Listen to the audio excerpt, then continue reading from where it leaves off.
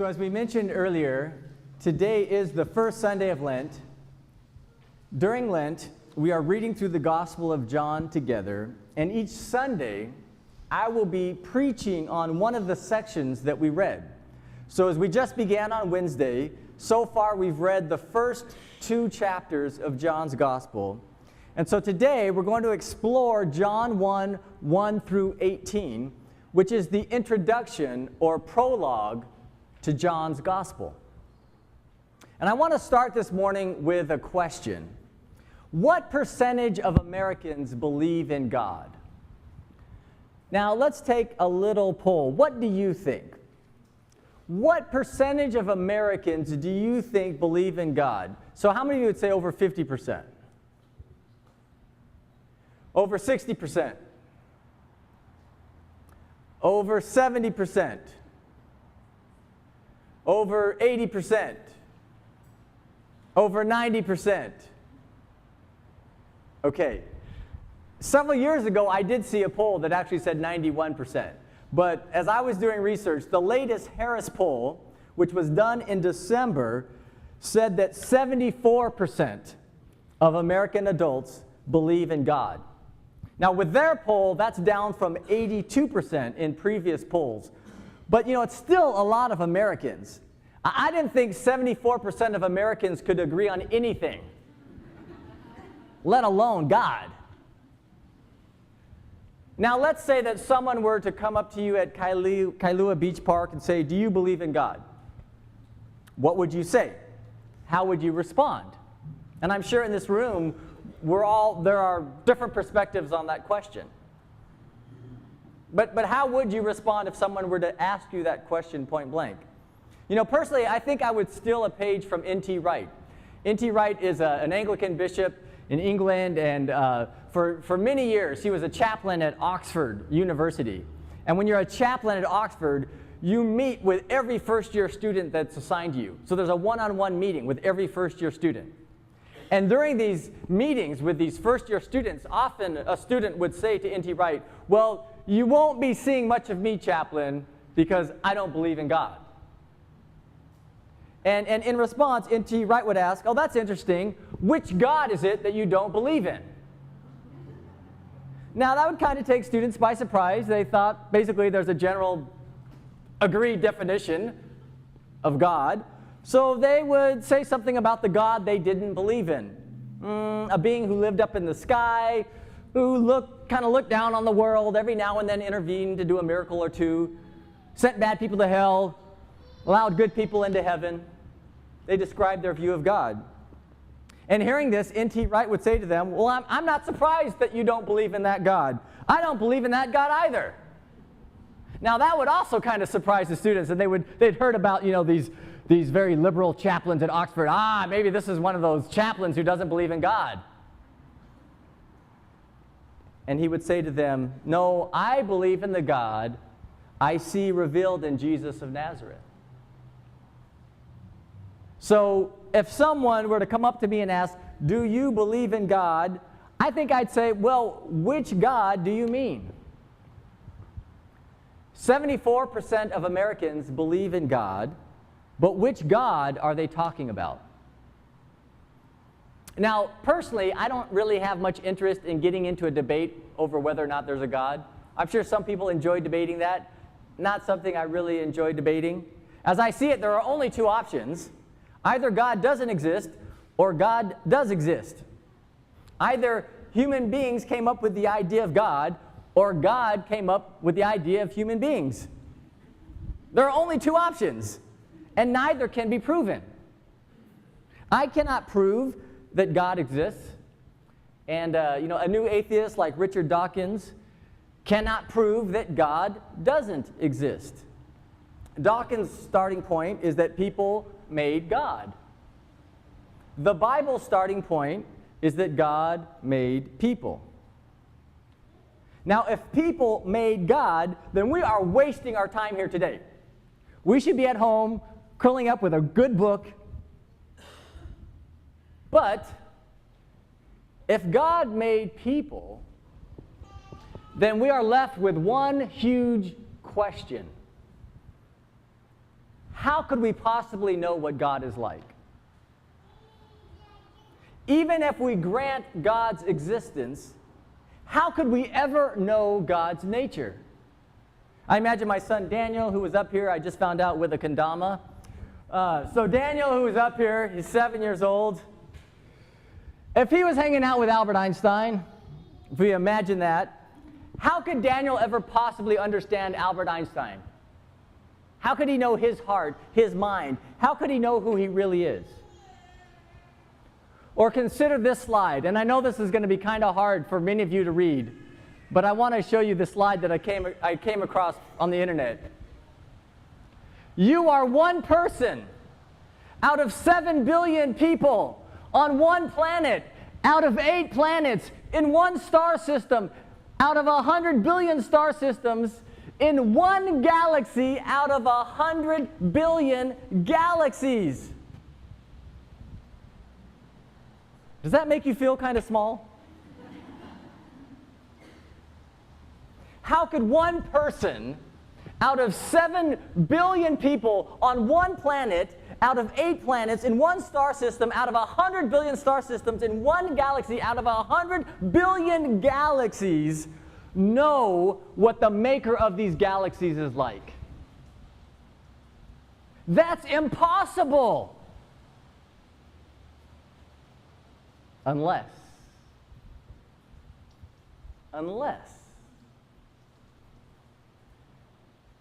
Here's where the revolutionary words of John's prologue come into play.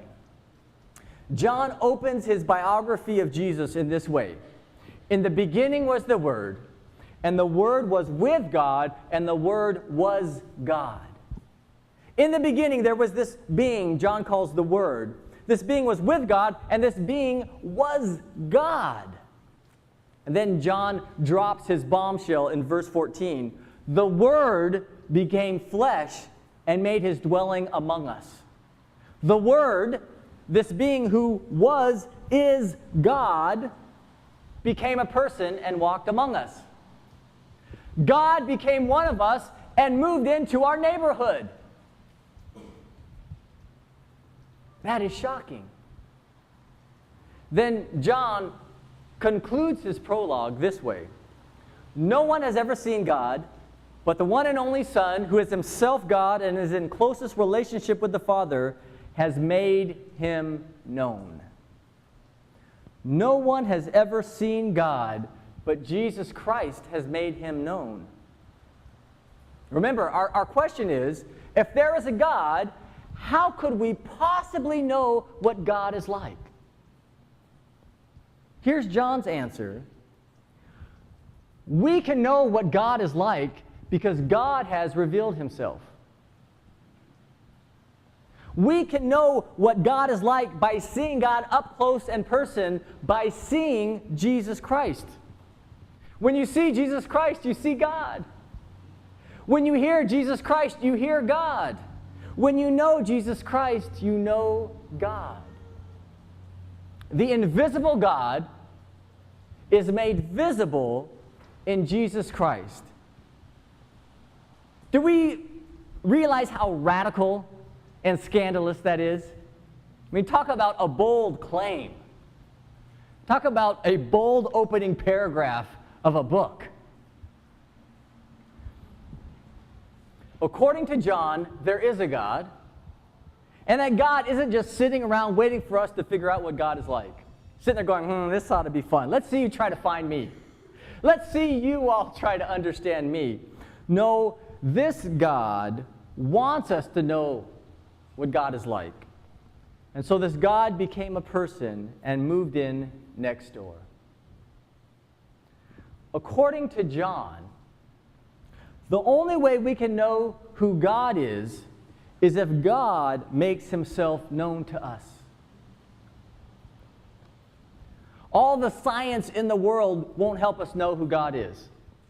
All the philosophy in the world won't help us know who God is. All the hard work and effort in the world won't help us know who God is. Searching for God on Wikipedia won't get us very far. God has to reveal himself. God has to make himself known. And according to John chapter 1, that is what God has done in Jesus Christ. The most surprising claim of Christianity isn't that Jesus is God. The most surprising claim of Christianity is that God is Jesus. Now, we all have a definition of God. Every single one of us has a definition of God. Whether that's the God you believe in, the God you don't believe in, or the God you're not sure about. We all have a definition of God. And we tend to start with this definition, usually thinking that we know what the word God means. And then let's say we come across Jesus. And when we ask the question, is Jesus God? We're usually asking whether or not Jesus fits into our definition of who God is. We start with our definition of God, and then we look at Jesus. But according to John 1, that's going about things backwards. If no one has ever seen God, but Jesus Christ has made him known, then our reference point needs to be Jesus. John 1 invites us to start with Jesus and let him define what the word God means. Now, if we do that, we might be surprised by what we find. In her book, Hope Has Its Reasons, Rebecca Pippert shares her journey of trying to figure out if God exists, and if so, what is God like? And for years, she wrestled with this question, is there a God? If so, what is God like? She searched different religions, different philosophies, Hinduism, existentialism, a lot of different paths, a lot of different journeys, streams. In that searching, she didn't give Christianity really much thought because she figured, I grew up a Girl Scout. I grew up in this nation. I already know Christianity. And yet something drove her to keep searching for God. As she puts it, I knew my experience of life lacked something. There was an inner restlessness, an emptiness, a longing that never left me. I knew something was missing. So as she was continuing this searching, trying to figure out, is there a God? If so, what is God like? She came across C.S. Lewis's book, Mere Christianity. And as she read that book, she realized that she had never taken the Bible seriously as an adult. My experience is that a lot of people kind of swallow the Bible as children, kind of without much thought, and then reject it as adults without much thought. And she realized, I've never actually really studied the Bible as an adult. And so she began to do that. She sat down to read the Bible. And here's how she describes what happened. She says, I had seen the Cecil B. DeMille films, and they portrayed Jesus the way I imagined him. Sincere, kind, always smiling. Then I started reading the Gospels. Here was a man who made the most extraordinary religious claims, yet he threw tables down the front steps of the temple. He said such weak and innocuous things as, I've come to set the earth on fire. I had never had much patience with religious people, and to my great surprise, Jesus had trouble with them too. They accused him of being a drunk, a glutton, and having terrible taste in his choice of friends. Here was a man who believed he was the Son of God, and one of the chief complaints against him was that he wasn't religious enough. I liked him immediately. So after reading through the Gospels, Rebecca Pippert came to believe that God existed, and that she needed to make a change in how she was living to reorient her life around that reality, the reality of God. And she became a Christian. And the key link for her in coming to faith, in coming to believe in God, was the person of Jesus Christ. As she let Jesus define her understanding of God, she came to the point of saying, here is a God I can believe in. Here is a God I can commit to fully. Now, personally, I find John's prologue, those first 18 verses of John 1, both comforting and challenging. I find them comforting because they proclaim that in Jesus Christ we see the fullness of God's character. My sense is that some of us are okay with Jesus, but we're scared of God. As if Jesus is the good cop, but there's a bad cop, God the Father, standing behind him. For those of you who remember the early days of American Idol, any of you remember the early days of American Idol? All right. It's as if Jesus is Paula Abdul, but God the Father is Simon Cowell.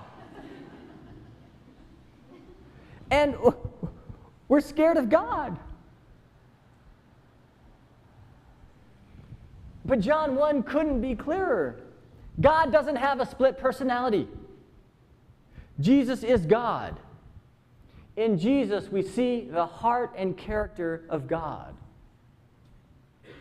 I find that very comforting. Now, I also find that challenging because that means that I don't get to define who God is. Now, given that I'm one person out of 7 billion people, on one planet out of 8 planets, in one star system out of 100 billion star systems, in one galaxy out of 100 billion galaxies, how could I possibly define who God is? But that's sure what I want to do. I want to have the last word on the subject, not Jesus. Here's how that plays itself out. As I'm reading through the Gospels, I find sections of Jesus' teaching that line up with my view of God, and I say, that's right, Jesus, you tell them. And then as I continue reading along in the Gospels, I find sections of Jesus' teaching that don't line up with my view of God. And I say, well, that must be a typo. We know better now. I'm just going to ignore that. Just going to chalk that up to Jesus was having a bad hair day. Thomas Jefferson is an extreme example of this. He grabbed hold of a New Testament and a razor, and he cut out all the parts he didn't agree with. That strikes me as very American. It really does.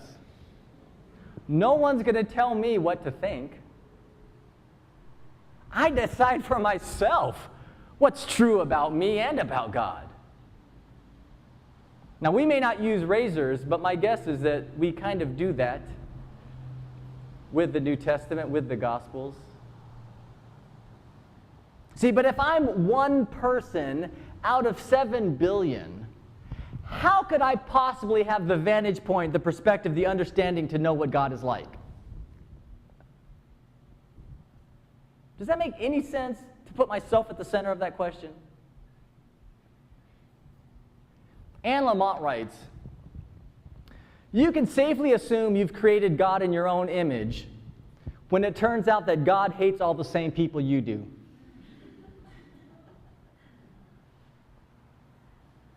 I would add to that, you can safely assume you've created God in your own image when it turns out that God thinks the same way you do. We're all tempted to fit Jesus into our world, to fit Jesus into our worldview. But according to John 1, we must fit our world into Jesus's, our worldview into his. Not just invite Jesus into my life, but enter into his life. Now that's kind of scary. That's a little bit more than just coming to church on Sundays. That's risky. How do I know that that is worth the risk? Well, as I see it, there's only one way to find out. Try it and see. Try it and see. As we read through the first 2 chapters of John, we find where they say, come and see. Come and see. If you're not sure that there's a God, and I hope there are people here today who aren't sure, I hope we can be a church where everyone is welcome, wherever you're at in your spiritual journey to explore.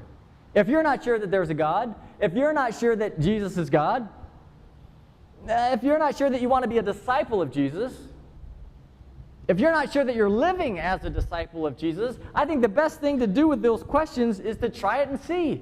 Come and see. Think of Lent as a 40-day experiment. Now, during Lent, and we've still got 36 days left, just started. During Lent, read through the Gospel of John. Pick up one of those schedules on the way out and just say, I'm going to try this. This question is important enough. The stakes of this question are high enough that it's worth 40 days. I'm going to read through the Gospel of John. 20, 30 verses a day. 15 minutes a day, max. I'm going to read through the Gospel of John. And as you do that, I want to encourage you to ask these 3 questions. I have 3 questions that I want to encourage you to ask. What is Jesus and therefore God like? Just as you read through each day, what is Jesus like? Jesus reflects God's character, so what is Jesus, therefore God like? Second question, how does Jesus bring me life? How do we see that in the Gospel of John? Third question, what is Jesus calling me to do? How is Jesus calling me to live?